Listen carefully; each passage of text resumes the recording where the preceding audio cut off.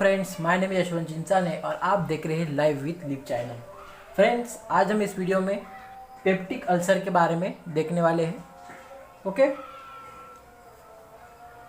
सो हम देख रहे हैं peptic ulcer. Okay,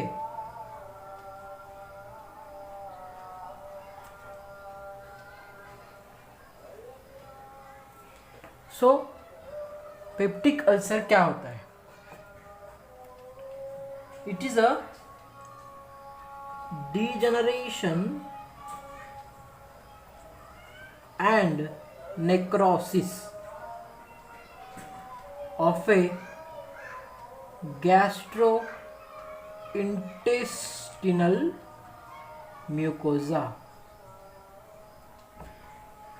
peptic ulcer ये किस वजह से होते हैं? Because of the degeneration and the necrosis of gastrointestinal mucosa का नेक्रोसिस हो जाता है। ये नेक्रोसिस क्यों होता है? It because of the acid pepsin secretion. Acid pepsin secretion, जो हमारे स्टमक में एसिड पेप्सिन सिक्रीशन होता है, उसके एक्सपोज में अगर ये म्यूकोसा आ जाता है, गैस्ट्रोइंटेस्टिनल म्यूकोसा, सो इसके वजह से डिजेनरेशन एंड नेक्रोसिस होता है। सो देन पेप्टिक अल्सर दो जगह पे हो सकते हैं, एक तो डिओडिनम में, नहीं तो स्टमक में। ओके, सो इस बट रेशो है 4:1। ज़्यादातर जो पेप्टिक अल्सर है वो हम डिओडिनम में हमको दिखाई देते हैं। Then two types, there are the two types. Okay, इसके दो टाइप्स है। पहला आता है एक्यूट अल्सर्स। इनमें एक्यूट अल्सर भी, इसको हम स्ट्रेस अल्सर भी कहते हैं। Okay, stress ulcer. सो इसमें क्या होता है? इसके कॉजेस क्या है? एक तो फिजियोलॉजिकल कॉज है, नहीं तो साइकोलॉजिकल कॉज है। ओके, एंड सेकेंड टाइप में आता है chronic peptic ulcer. Okay, chronic peptic ulcer. Then जो अब हम देखेंगे एक्यूट स्ट्रेस अल्सर। ओके, इसके बारे में। सो एक्यूट स्ट्रेस अल्सर मल्टीपल होते हैं, मतलब 2 और 3 नहीं तो 4 ऐसे अल्सर्स रहेंगे। ओके, देन मल्टीपल मतलब more than 3 in the 75% of the cases. और जो first part of the duodenum है, वहां इनकी फ्रीक्वेंसी कम हो जाती है। Okay, first part of the duodenum. अगर हम माइक्रोस्कोपिकली अगर देखने जाए एक्यूट स्ट्रेस अल्सर के बारे में, so it is a shallow, मतलब ये जो अल्सर है वो बहुत डीप तक नहीं जाते, ऊपरी हिस्से में ही रहते हैं, मतलब shallow. Then it not invade muscular layer, जो मसल्स के लेयर है उसको वो इन्वेड नहीं करता है, मतलब it is a shallow.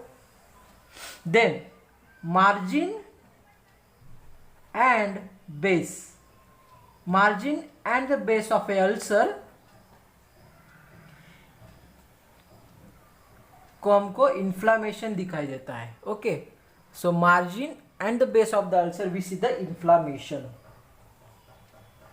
And it completely heal. ये जो अल्सर है वो कंप्लीटली हील हो जाते हैं। अगर इसको हम अगर कॉम्प्लिकेशन देखने जाए तो इसके कॉम्प्लिकेशन में आता है, कॉम्प्लिकेशन में हीमोरेज, नहीं तो परफोरेशन। हीमोरेज नहीं तो परफोरेशन है इसके कॉम्प्लिकेशन है। सो हमने क्या देखा? Peptic ulcer. पेप्टिक अल्सर मतलब क्या? There is a degeneration necrosis of gastrointestinal mucosa. इसका डिजेनरेशन होता है इसमें, किसके वजह से? एसिड पेप्सिन सिक्रीशन को एक्सपोज होने की वजह से। डिओडिनम में ज़्यादा रेट है देन द स्टमक। इसके टाइप्स दो है, एक्यूट और chronic.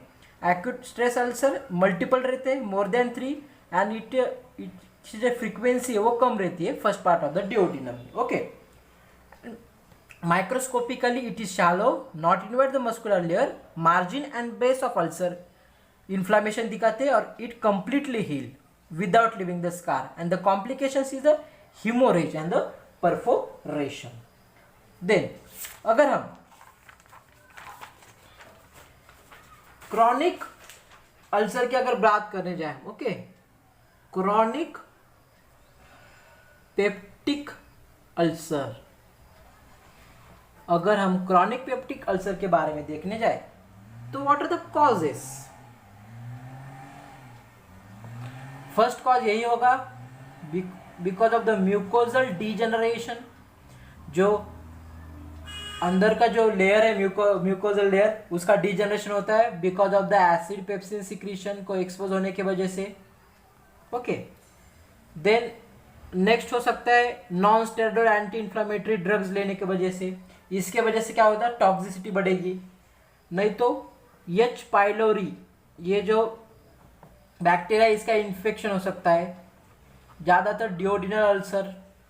Okay, then diet factor के वजह से हो सकता है,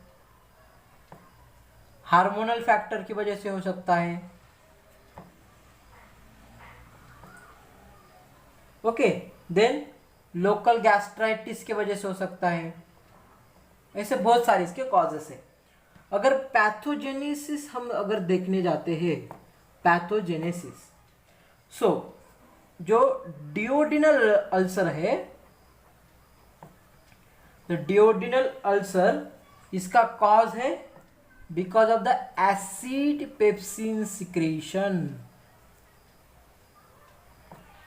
एंड द गैस्ट्रिक अल्सर का कॉज है impaired gastric mucosal defence. Impaired gastric mucosal defence मतलब नॉर्मली अगर अच्छा है डिफेंस रहा तो इसके वजह से एचसीएल को ये एक्सपोज नहीं करते, पर इसमें गैस्ट्रिक अल्सर में क्या होता है, यही इम्पेयर्ड हो जाता है इसका डिफेंस. और duodenal ulcer because of the acid pepsin secretion. Morphologically अगर देखा जाए तो डिओडिनल अल्सर, ये जो स्टमक का लेसर कर्वेचर है, लेसर कर्वेचर हमने एनाटॉमी में देखा होगा, लेसर कर्वेचर पे ज्यादा रहते हैं, और the posterior wall and sorry, ये गैस्ट्रिक अल्सर्स, या सॉरी, एंड जो डिओडिनल अल्सर है वो हमको first part of the duodenum, first part of A duodenum and anterior wall को हमको ज्यादातर दिखाई देते हैं. ओके, देन अगर हम उसके ग्रॉस अपीयरेंस की अगर बात करने जाते हैं तो जो टिपिकल पेप्टिक अल्सर्स है, typical peptic ulcers, they are solitary. Then shape रहेगा उनका राउंड एंड ओवल शेप के रहते हैं, एंड इसका कैरेक्टरिस्टिक है punctured out. Okay, punctured out. और अगर हम इसके माइक्रोस्कोपिकली अगर अपीयरेंस के बारे में देखने जाते हैं, सो देयर इज हमको क्या दिखाई देगा, वहाँ नेक्रोटिक जोन दिखाई देगा. नेक्रोसिस हुआ है ना, सो नेक्रोटिक दिखाई देगा. देन एक्सुडेटिव जोन भी दिखाई देगा, exudative zone, suppurative exudative zone, pus. Then granulation tissue zone. So what are the complications.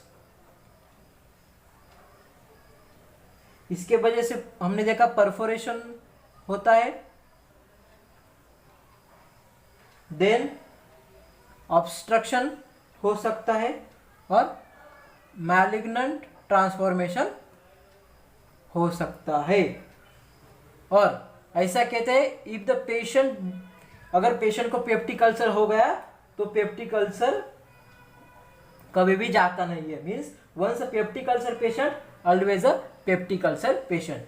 सो हमने एक्यूट और क्रोनिक ये पूरे पेप्टिक अल्सर के बारे में देखा।